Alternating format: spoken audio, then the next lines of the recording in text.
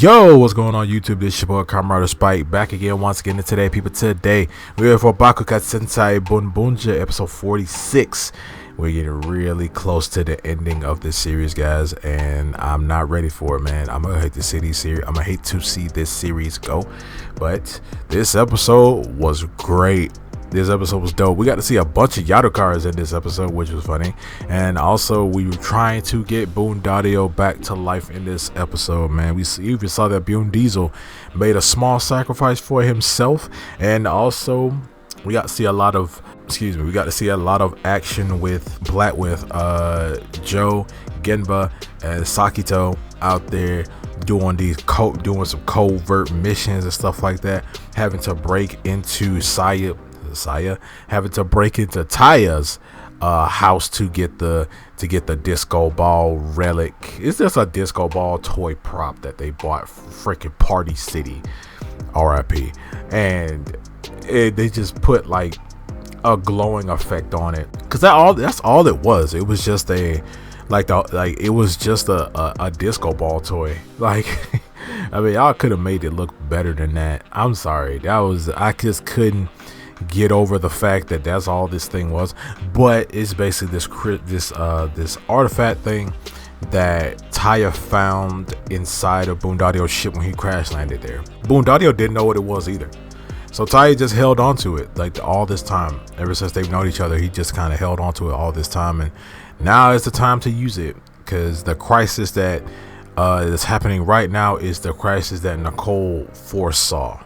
If you don't know who Nicole is, she's a character from a Boonboomger movie, short movie, because I don't think the movie's all that long though. But yeah, they ended up sending Genba. Well, Taya ended up sending Genba to his house to go retrieve this. And Joe and Sakito are, basically holding down the fort, creating distractions and diversions and stuff like that, so Genba can get in. And we see the conversation Joe and Sakito have with the cops and old girl in the brown suit. I don't really want to know. And we can see that she's fully in this whole ISA stuff, and talking about how like we have the most power, so we decide what justice is. And Joe is like, well, if that's what justice is, if that's the justice that y'all want to go by, then I'm quitting the farce. I'm quitting the force. And yeah, like Joe's like, hey man, I'm gonna protect whoever needs protecting. I'm gonna fight whoever I need to fight to save this world and save these people and stuff like that. And I'm not finna be a part of what y'all got going on, and I'm not finna listen to what y'all got going on. Like, yeah, Joe. Joe's my favorite character. So, well, next to Taya. But yeah, so we even see our boys even fighting back the cops and stuff like that, SWAT dudes and everything. And then we see that while this is going on, we see that Grants upgrades Yadokar. And he talks about how he has like a fleet of Yadokars coming to Earth to collect gasoline. And it's just this gigantic fleet of like all these Yadokars, all different colors and everything, riding on the Rainbow Road to come to Earth. And we also got a hint about Spender, and saying how Spender was saying like he can't survive long without gasoline. And we also saw how the killer robos have been spread across the world. Like governments are actually having their own killer robos in every country, which is wild. Like, how did y'all do this so fast? But we don't know how the time lapsing is kind of going, because the series makes us think it's going day by day or whatever. But yeah, I'm like, how did y'all already get these freaking agreements? Like the government, like all these governments just accepting freaking robot armies, which I'm not gonna lie, sounds like something that our governments would do. It's like, oh, giant robots, let's go. Like, I don't know, but yeah, they've already distributed like these killer robots to like other countries around the world. They're not in use yet, but yeah, they've already established that they're really going ham on this world domination thing. Like they out here.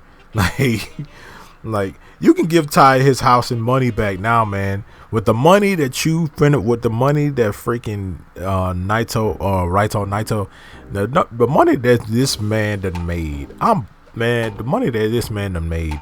You can give freaking Ty his stuff back. This is doofus. but yeah. So we see that Gimbuz is able to get into the house. And he's able to get the artifact.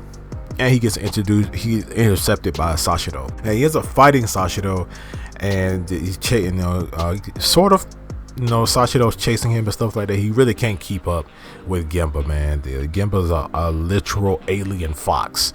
Like, you can't keep up with the Orange Ranger.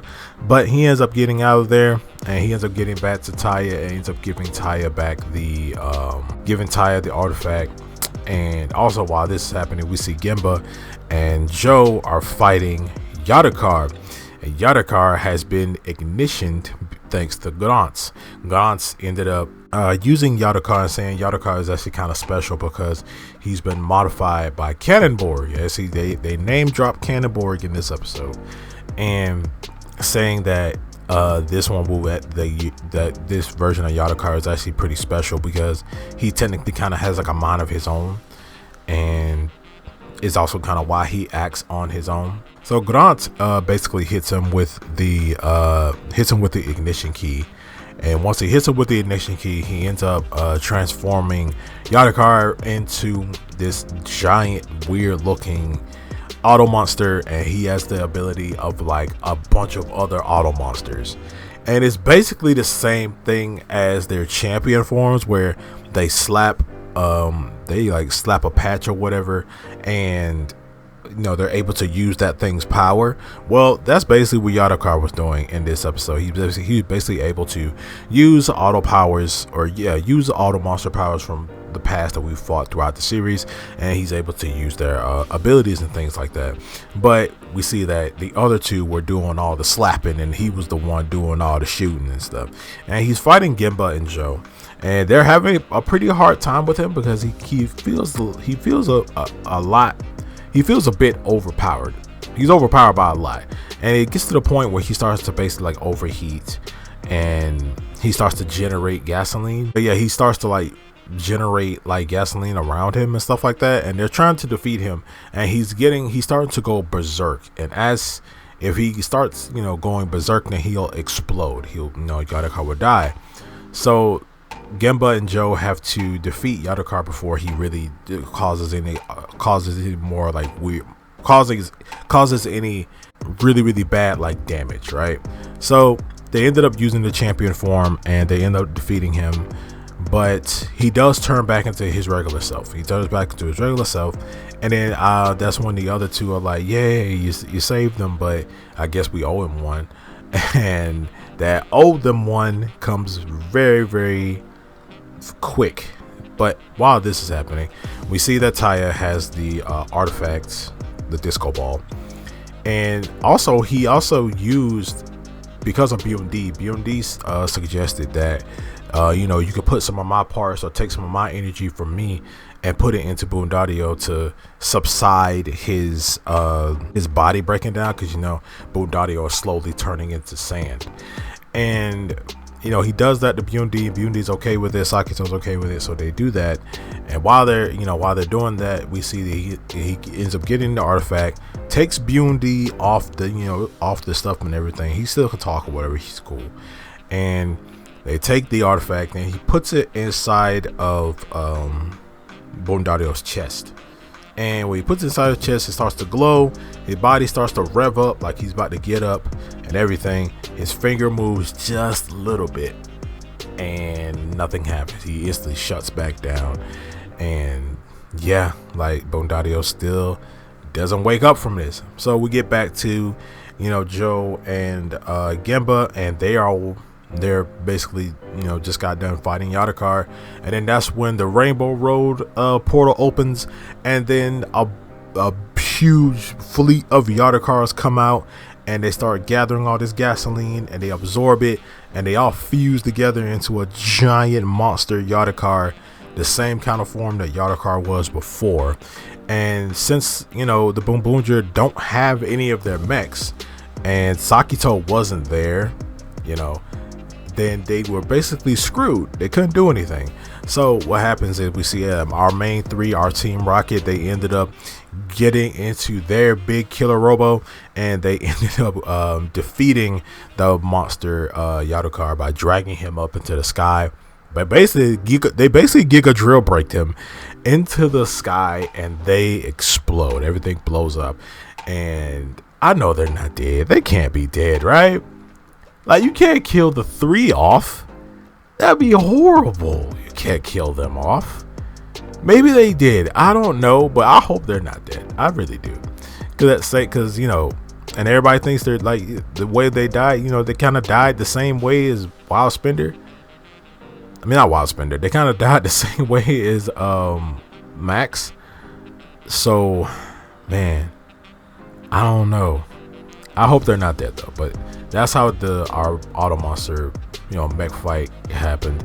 So everybody gets back to the main place, and everybody's like sad. Everybody's depressed. Everybody's disappointed that the artifact to bring Boondadio back doesn't work. And then we see Spender, who's speaking with Gantz, and Gantz talks about like, hey, I'm sorry, it was my fault, but another wave of Yadokar will eventually get here. And I'm like, another wave of Yadokar? And I forgot Yadokar is a race. Yeah, Yadokar is a race of Hashiras or aliens. But yeah, another wave of Yadokar are on their way here. And then that's when Spinner gets a call from the ISA director and basically says that if you want the Boonboomger stuff to stop, then, make them like your ally and stuff like that. Like, make them follow you.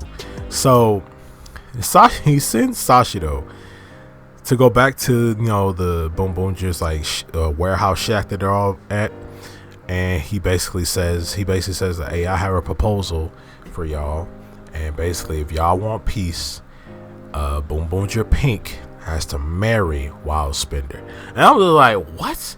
And I got it, and I get it though, because it's like it's a mob thing where if you want peace between like the mob and stuff like that, like someone's daughter, like the boss's daughter will marry the other boss's son, and that would like join them together, make them one big family. So I guess that's the type of thing that they're doing right now. And Mira's like, absolutely not, which kind of comes full circle, because in the first episode she was getting married. I just thought about that just now. Yeah, and like the very beginning of Boonboomger, she's getting married to the dude. Yeah, wow, I didn't think about that. But yeah, so episode ends there, and we see the preview for the next episode. Still no Boondadio getting up or anything, or maybe not. It is like a 5-7 second trailer, but or preview. But yeah, episode ends there with Mira going, hey, I'm not marrying no alien Michael Jackson man. Weird. But yeah, this episode was great. I thoroughly did enjoy this episode. They still keeping the hopelessness alive with the whole Boondadio situation, and personally, and also the ending stuff is still creepy, still very creepy. Boondadio's voice is muted for half the time. His character isn't in the opening at all. But Taya has been re-added to the opening now. Like, Taya has been re-added to the opening, so the whole team is there except for Blue, except for Sashido. But yeah, man, this episode was cool. I'm still hoping to see if the three are still alive, for one, and to see how this whole marriage arranged thing is going to go. And if it goes left, it's gonna go left. You already know it's gonna go left. This Mira not gonna marry this weirdo.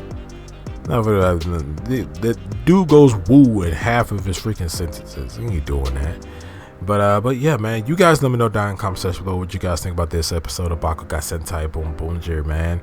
Make sure to like, share, subscribe. If you made it this far in the video, I very much appreciate it. Make sure you like, share, subscribe, hit that notification bell. As remember, as I always say, stay henshin.